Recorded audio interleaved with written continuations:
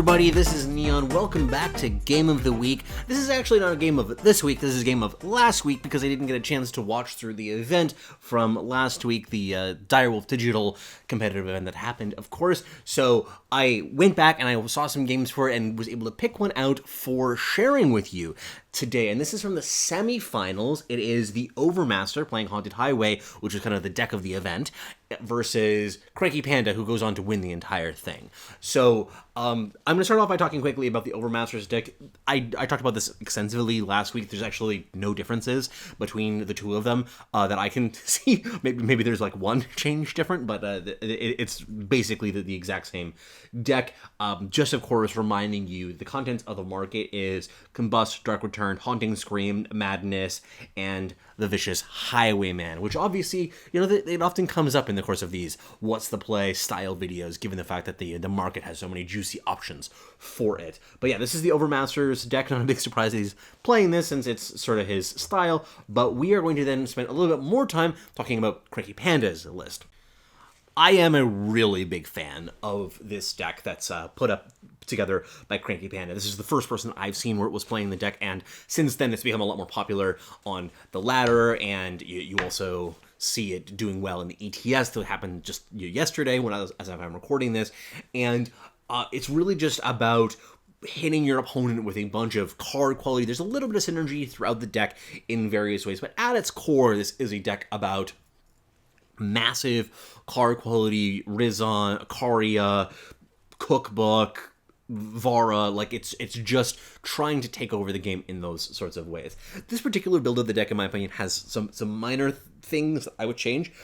My version of the deck is cutting a little bit of the top end. I don't think it's necessary given the way in which the metagame is sort of constructed right now, and the Cookbook can do the work for you for the most part. I've also cut the Akaria from the market in exchange for a banner, kind of on the same principle, and I also just like to curve out well in a deck like this that has a clunky power base. At the same time, though, I think that this is a really wonderful job, and that if you just wanted to take this onto the ladder and start customizing it for yourself, this is a really great place to start.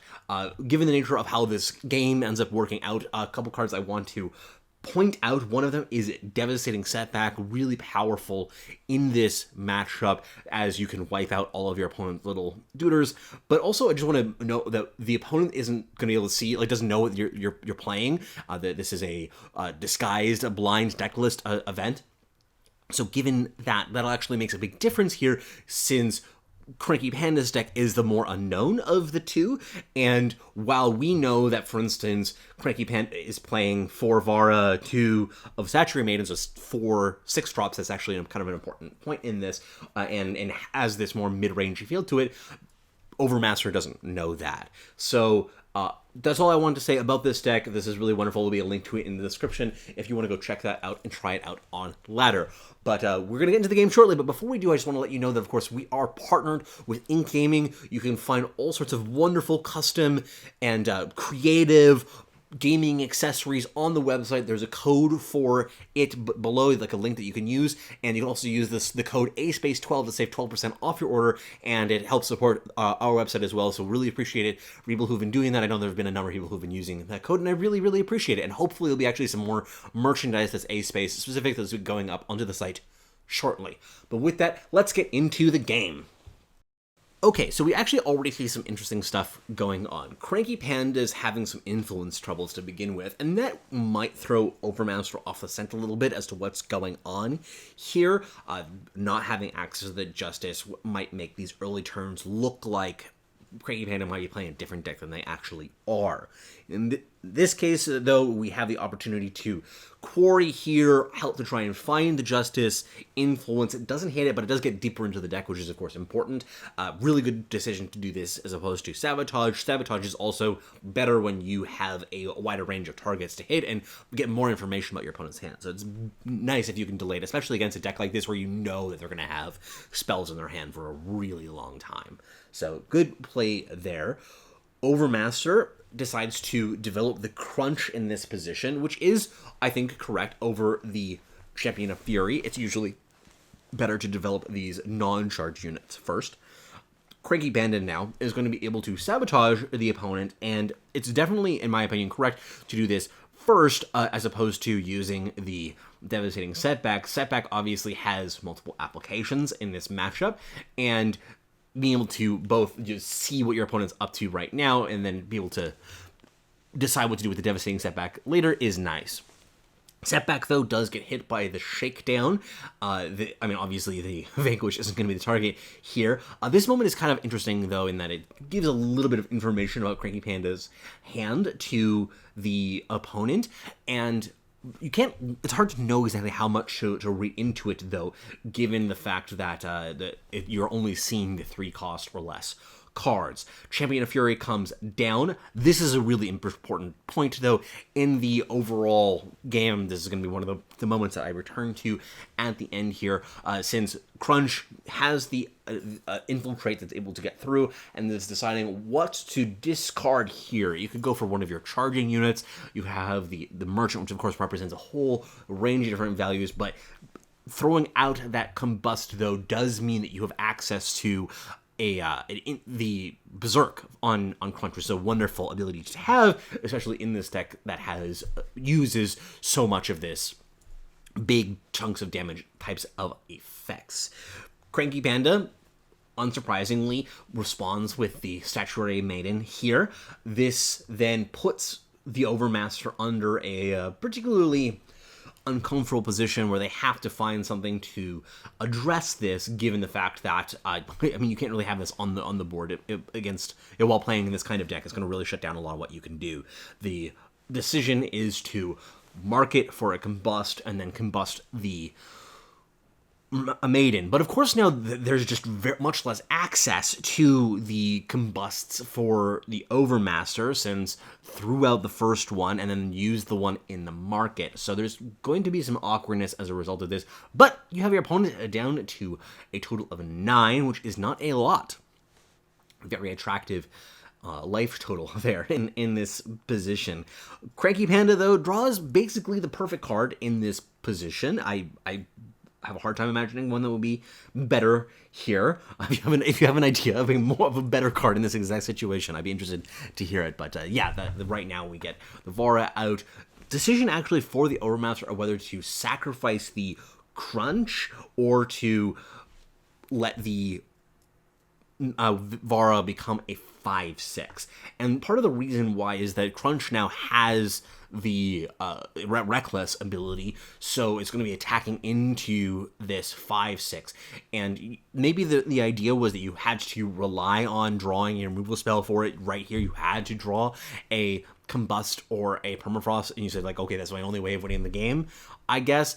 I mean, I find that personally a little bit of a stretch, but in this position, we now don't have the options that we would like to have as the Overmaster, since our Combust has been used from our market. And one of the things that the commentators, Luis and Patrick, noted here is that when you are tanking for a while, when your opponent is tanking for a while, it's a good suggestion that they don't really have a good decision on their hands. So this is a pretty good display of weakness in this position, and as CrankyPanda, you really don't need very much time to turn this around, since the Rizons represent so much life gain that will be happening over the course of the next couple of turns.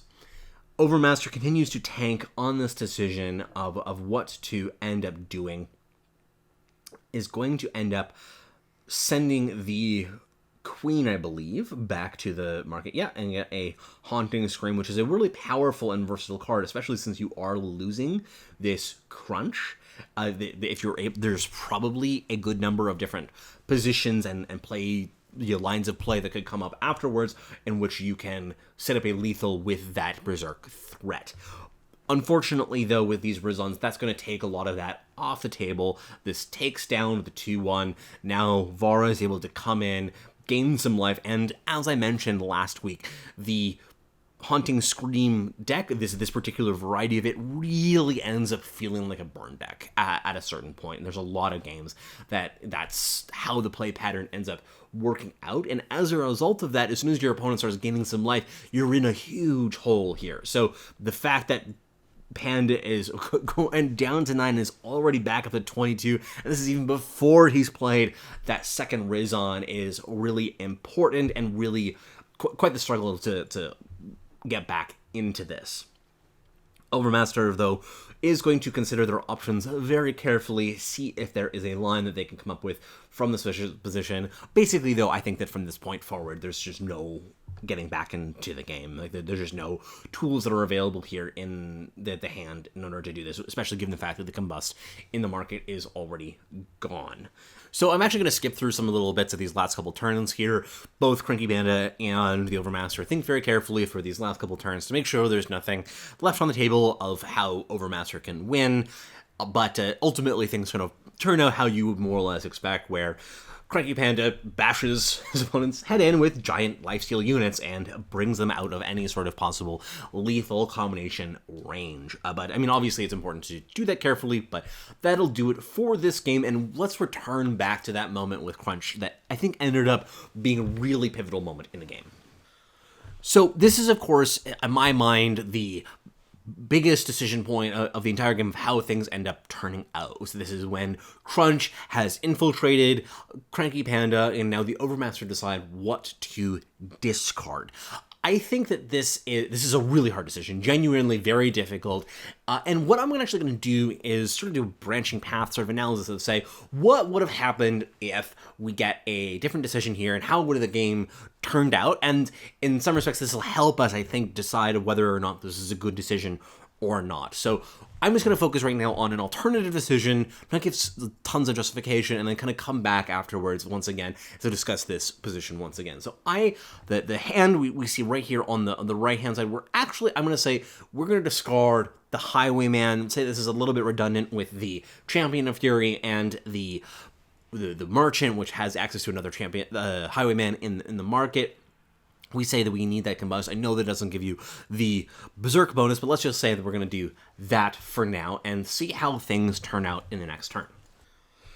So now we are on the next turn. CrankyPanda is going to make the exact same play, given the fact there's only one 4-drop in their hand at this point. So in this position, I think the obvious play that you would make for the Overmaster is play out a Merchant, exchange the Devour for something like Madness, and then use the combust on the Statuary Maiden. The reason why I think that the Madness is really logical is because you're setting up for a 6 damage hit right now. Obviously, you don't have the Berserk ability on Crunch, so you're not going to be able to get in for that extra 3, but then your opponent is just at a very low life total of just 12, and a Madness play with basically anything could probably end up finishing the game. So this is what your hand looks like at the end of this on the right, but the order of the plays then is play Merchant, trade Devour for Madness, use Merchant to combust the Maiden, and then attack for 6.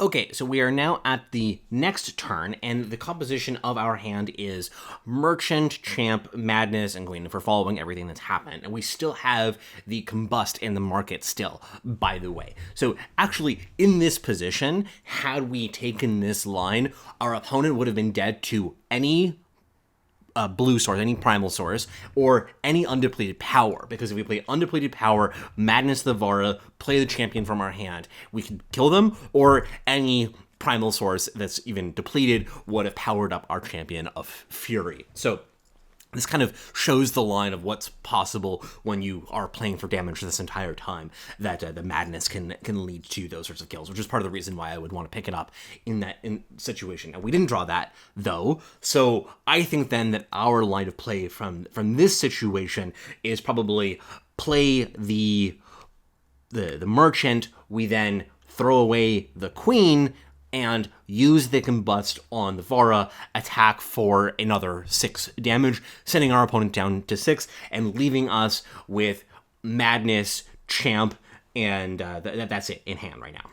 Okay, so given this situation, how do things then play out over the next turn? CrankyPanda plays Rizon, takes down our Champion of Fury, leaves us with just a lowly Crunch. Our Champion of Fury that's still in play is going to be a good substitute for this in doing this series of plays. Our hand is Champion, Madness, Shakedown. We're able to play the Madness on the Rizon, attack for 8, Shakedown, Nightfall Lethal. Perfect.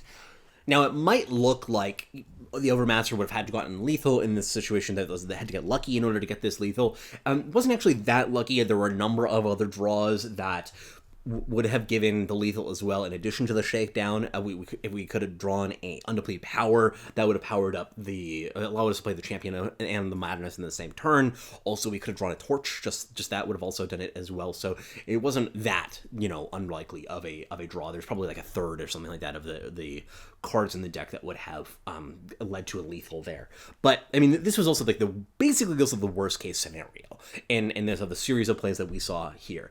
And the reason why I'm going through this is not because I thought that like, oh, the Overmaster should be able to see into the future this way. This is very different than last week, where last week there were missed lethals that are worth pointing out and worth criticizing of when we're going to see these and when we're not. In this position, this was an exotic series of plays that came out as a result of one interesting decision point, which was when Crunch infiltrated CrankyPanda. So we're actually going to return back to that and talk about that decision again in the light of what could have happened afterwards. So in order to talk about this situation, which is a genuinely very difficult decision, I'm going to do basically a traditional sort of cost-benefit analysis and decide which one of the different options that are available to us makes the most sense. And I think that the three that are real serious possibilities are Highwayman, the Merchant, and the Combust. And I'll talk about each of them separately, about what the advantages are of each, and we'll kind of come back afterwards and decide which one was the best given that. So for the Combust, we'll start with this one. The advantage is, of course, one, we get Berserk on our Crunch, which is actually a huge advantage too. It shouldn't be just said that this is just 3 extra damage, because we also can have the opportunity to Haunting Scream him back, and that could give us more damage afterwards. So having the Merchant in our hand to pair with it is a really wonderful situation. In addition, we also have the unit. We could be against a unit-like deck where the Combust just isn't very good. I'm kind of going to assume that the Overmaster doesn't really know what's in CrankyPanda's deck and is just sort of guessing, maybe like it could be something that's more mid-rangey, it could be a straight-up removal pile deck, so I'm just going to assume that they have very little information about that. Having the Merchant in hand, keeping the Merchant in hand, also has the opportunity of going Merchant and to Combust. So if there is one 4-drop or 5-drop that your opponent is playing that you have to battle through, you do have an out to that. It's not like by giving up Combust, you're giving up all options of the kind of counterattacks that you have available to it. And the last one, of course, is that just by keeping the Combust means that you can keep all of these other options in hand, such as curving into the Highwayman and other pressure tools like this. So I think that there are a lot of reasons why it's exciting. And the fact that you are guaranteed to have 4 power next turn means that you can definitely play that. So the Merchant is another possibility. I didn't talk through it as much in the course of the episode, but you'll see kind of why. Now, it is an interesting idea because you have a power light hand, and the Merchant is obviously best when you have access to a lot of power and a lot of flexibility that you can pair it with different stuff. So that might be a reason that you want to get rid of it. It also doesn't curve particularly well given the structure of your hand. I mean, I guess if you draw another undepleted power in the next turn, then you could play both it and maybe the Haunting Scream or whatever, like pair it with another spell, but it definitely doesn't fit naturally into your curve based on what the composition of your hand sort of looks like. And it's also just not very good at killing people, right? Like, it doesn't deal a lot of damage, and this is clearly a matchup where you're the aggressor and you kind of want to be able to put together some amount of damage. I don't think that any of these reasons are particularly compelling, though, because you do just have access to a bunch of different stuff. One of the main things is that it also functions as a double for both the Combust and the Vicious Highwayman. To an extent, you have both access to both of those in your market, so it feels as if it might just be strictly worse than the others. Not really. It's not a proper use of the other ones of that term, but it definitely has a lot of weaknesses there. But I think that it is worth considering given the fact that this is a low impact card in terms of what it itself actually does, and you want to just kind of maximize your damage over the course of the next couple turns because you know that your opponent could be coming in with the Rizons or big lifesteal units in the very near future. Now let's talk about the Vicious Highwayman and what's possible here and why this one might be attractive. So of the advantages that I can see of discarding it, one is you have a power light hand, which means that you're going to have a hard time developing the Highwayman, given how little power you have access to right now. Also, there's a certain bit of redundancy with both the Merchant and the Champion of Fury. The Merchant, you have a Vicious Highwayman in your market, so if you really need to have access to one, you have that. It's redundant with the Champion in the sense that they're both 4-2 charging units, so that's something that it means that it's a slightly less value in that respect.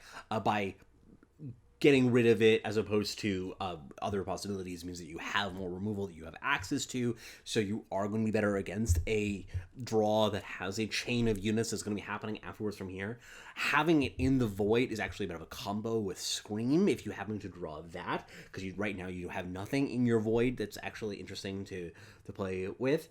And then also it's hit by Vanquish, and you know your opponent's hand. There is a Vanquish in your opponent's hand right now. So when you get down to it, then we have these two options of discarding the Highwayman versus discarding the Combust, and we kind of know how the game turns out under each situation. I've been trying really hard to think about what is the best thing to do in a vacuum, trying to divorce myself from hindsight, divorce myself from knowing what's in my opponent's deck, knowing what's in their hand, like everything, and just trying to say what's better under all the different situations. And the thing that to me, like, I mean, obviously there's just an arithmetic thing. It was like, hey, there's more advantages of discarding the Highwayman here, right? And obviously that's a little bit infantile of a way to look at it. But the thing that actually seals it for me is the Merchant that's in the hand. And the reason why is because that Merchant can give you so much sustain.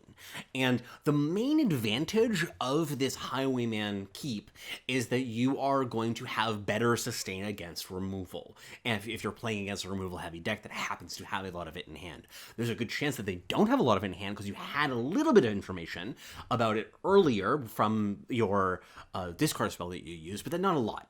But if your opponent does have like Harsh Rule and which might be hard to cast given the influence they have right now, if they have they draw slaves, they draw more vanquishes, etc. Like the Highwayman is slightly better in that situation, but the Merchant, if you're able to recur that a bunch of times, can get a lot of that same value. And just given the composition of your hand, the power lightness of it makes me feel as if I want to have access to cheap plays, and I can set up that sustain going long if I need to. The main disaster is if I do happen to run into a series of plays in a row. And it didn't just have to be, a 4-drop into a 5-drop, and it could have just as easily have been a 4-drop next turn into a Rizon as well. So, I mean, I've thought about this a long time, and it's a really hard question, I think, in the abstraction, and I'd be really interested to hear if anybody else had any opinions on this, like looking at it from the whole big picture perspective. But ultimately, I think that discarding the Highwayman was the better play overall, even though it doesn't feel good in this situation. But I'd love to hear more opinions on this. Thank you so much, though, for joining me today. This was a really difficult one. It was actually the hardest one of these that I've done so far. Be sure, of course, to check out other stuff that's going on the channel. Subscribe, set notifications. That kind of stuff really means a lot to me. And also, of course, you can support us through a+space games. On Ink Gaming, there's a code a+space12 that you can use to save 12% off your orders. Use all the capitals, and there's also a link below that you can do that. Thank you so much for hanging out with me today, everybody. Take care.